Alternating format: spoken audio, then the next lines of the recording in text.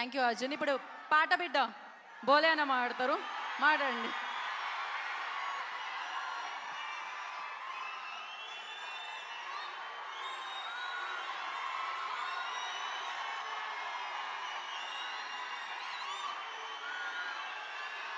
Thank you so much.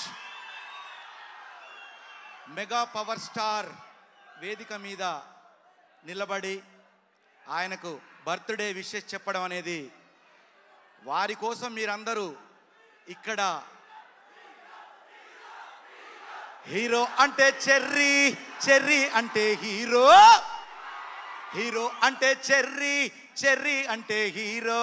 Happy birthday cherry, happy birthday cherry. జరగండి జరగండి జరగండి జరగండి,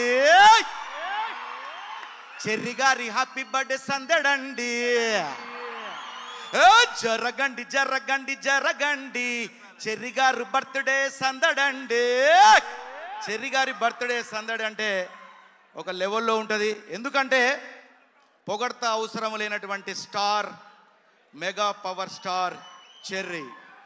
చెర్రీ గారి బర్త్డేకి ఎప్పుడైనా బయట ఉండి ఆయన బర్త్డే గురించి నేను వీక్షించేవాడిని.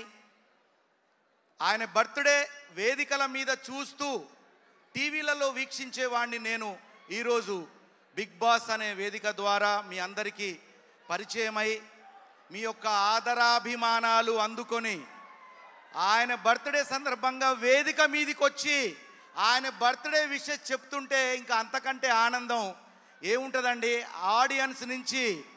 ఆడియన్స్ నుంచి ఆయన వేదిక దాకా నేను వచ్చాను అంటే నిజంగా ఆయన ఆదర్శంగా తీసుకోవడం. బిగ్ బాస్లో ఒక బిగ్ బాస్ ఉన్నాడు, ఎవరో చెప్పండి?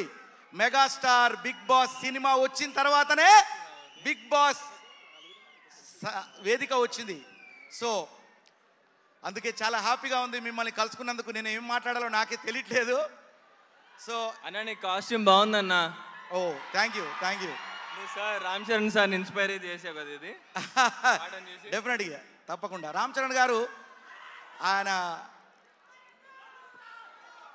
సో మీ కేరింతల